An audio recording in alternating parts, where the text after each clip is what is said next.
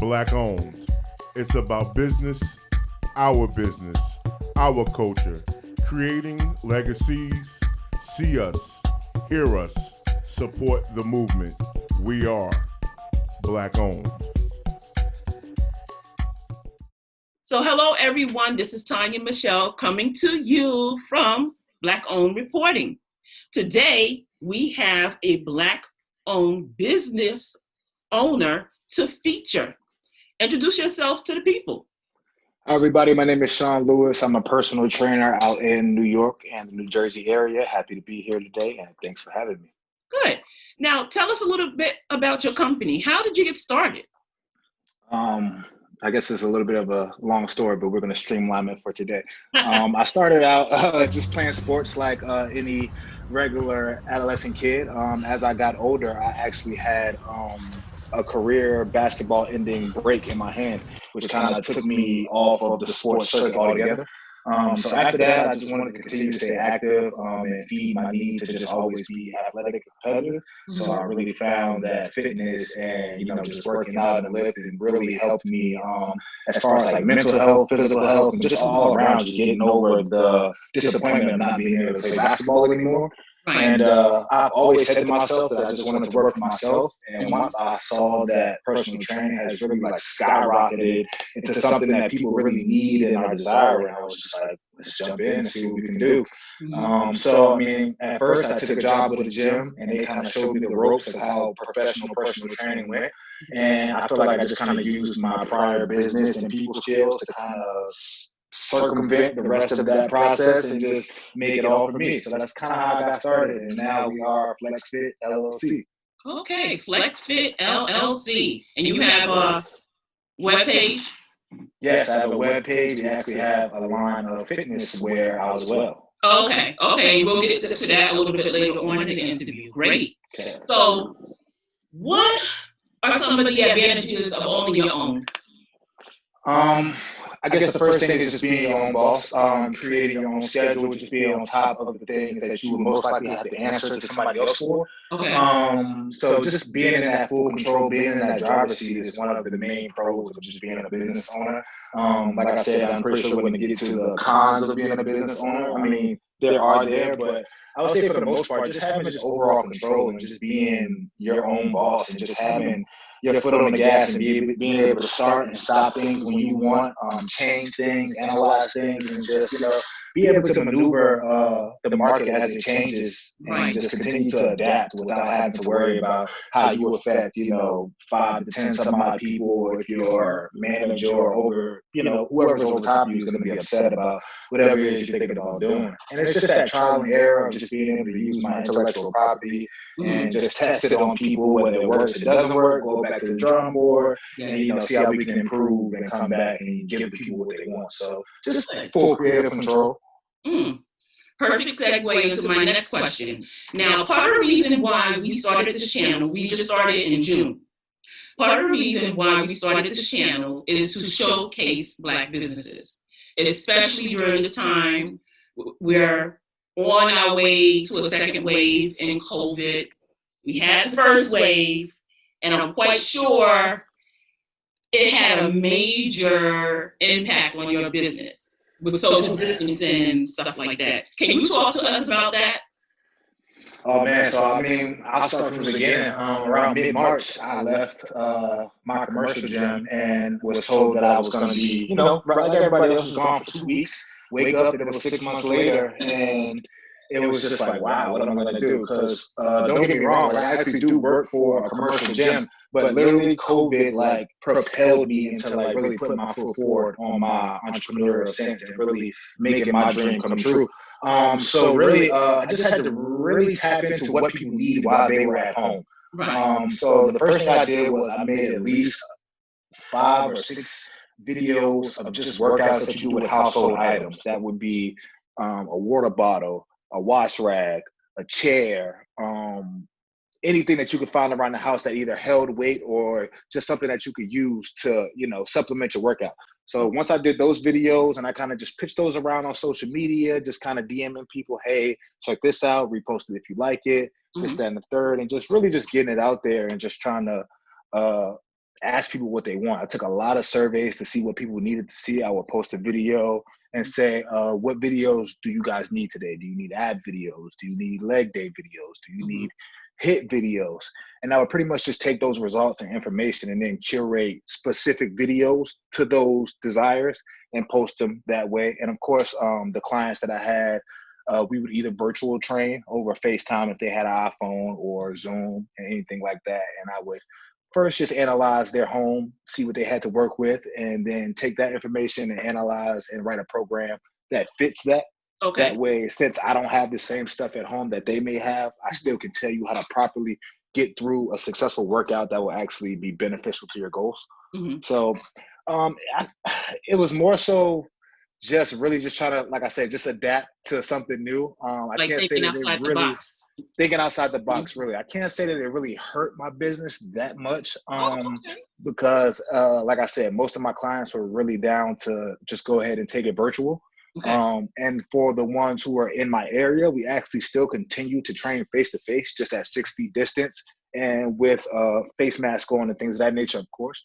Which was fairly easy because, I don't plan to be, right up on you anyway when we're training. So exactly. So most of the time it was not too much different from what we usually did anyway, because we kept that same distance and they were loving it, especially in the good summer weather and things of that nature. Now we're coming to a cool down. So yeah, just probably gonna have to revert back to the virtual and just making sure I keep everybody on the right track. I give out food tips, just little things to stay away from, just little fun facts, just to keep everyone educated on a day-to-day basis. And like I said, I love surveys. I love to get feedback and ask what you actually need. So that was my main assistant, especially during the first wave of COVID. Smart move. Thank you. The one thing that I noticed is that you took lemons and made it out of lemonades. As you stated at the beginning of the interview, you had an injury and that stopped your career and you kept it moving. Yeah. Anyone who's interested in a career or starting their business in personal training, what words of advice would you give them? Patience, understanding, and got to be outgoing. You got to be outgoing. You have to be willing to do small talk. You have to be willing to put yourself out there, not necessarily to get embarrassed, but just be open to it, period. Just to get to know new people and just, and patience to wait around for the clients, patience to make those connections, build that rapport with your clients and people that may not even be your client, and just patience to understand that every person that you talk to is not going to train with you, it's not going to turn over, and just to be able to have that consistency to keep going and that perseverance. So really perseverance, because you have to be able to keep going after you hear 100,000 no's, which is what you're going to hear in training. I don't need it. I don't have time. I don't have the money. It's a plethora of excuses, but you just really have to just persevere through all of that and just stay consistent with your business plan and how you're going to do it. And just make sure you map out and plan everything. Don't do anything by chance, sit down, map it out, plan it, do it that in a way that fits you. Because before COVID, I found myself physically drained. I was getting up at 4 a.m, training at least 3-4 people until about 8 or 9 a.m. Then I would train back to Jersey, try to get some hours in or whatever I was doing for my actual personal life. Then I would get back up again at 4 p.m. and go back and train the afternoon people. So you can kind of see how I was becoming a vicious cycle because I wasn't getting home from the afternoon training sessions until about 9 o'clock. And like I tell people all the time, nobody gets home and jumps right into bed and goes immediately to sleep.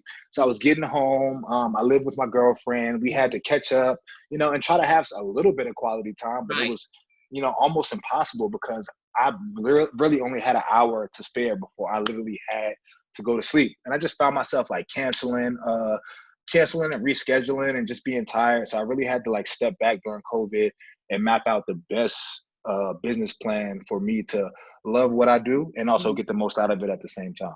I hear you. COVID was a very unfortunate situation, but you, like many others, used that time as a pause to really sit down and reevaluate your life. And again, like I said, it was an unfortunate situation, but honestly, it caused me to do the same. And I appreciate you sharing that with us. Thank you. So you're obviously in business. If anyone would like to use your services, where will they be able to find you? I'm on Instagram under. Oops, I'm sorry. Camera fell. You're good. I'm on Instagram under Sean Lewis. I'm on Facebook under Sean Lewis. Other than that, my website is www.bigflexfit.com. We are literally the first choice on Google. So as soon as you type in Big Flex, should be the first website that comes to mind. And yeah, that's pretty much it. We live in a land of technology, social media, computers. So I'm pretty much running with that. Like I said, just Facebook, Instagram, and my main website. And I do a lot of word of mouth promoting. I hand out business cards. I leave flyers up. I keep it old school, so I just want to make sure that I can get my name out in every way possible. So Great. Yeah, great. That's where you can find me. Yeah. So do you have any parting words or words of advice? For any entrepreneur or specifically trainers, or just any entrepreneur? Any entrepreneur, anyone who's interested in starting. Stick to what you do. Don't let social media and different things like that affect how you feel about what you do. A lot of times you're going to see that people closest to you may not support you as much as people who you don't know. So don't let that discourage you. Keep going, keep doing what you're going to do. Regardless if you get 5 likes or 50 likes, keep going. Because literally somebody's watching, somebody's admiring you, somebody's wanting you to win. And you just got to keep that mindset in your head for yourself, because as long as you believe it, it's bound to happen. I'm big on manifestation. I'm big on, putting that energy out in the universe to make sure it comes back. So yeah, that's pretty much the best thing I could say. Just stay on your grind. Never let up. Always be open to new ideas, and just be optimistic. Be optimistic regardless of your situation, and just put all negative energy, transfer it into positive, and transfer it into work energy, because that's the best thing you can do. There's no purpose in exercising negative energy, because it's not going to do nothing but get you negative results. So just stay positive and stay on the track for success. That's what I'm trying to do. So I preach that to them so I can tell myself. And yeah, that's pretty much it. Just stay persistent, really. That's right. Glass half full. Glass is half full. Yeah, for sure. Always. So Sean, we here at Black Owned Reporting really appreciate you taking the time out to speak to us. To our listening audience, thank you for watching again. Please don't forget to like, share, and subscribe. With that said, bye-bye. Peace. Peace. I'm shining.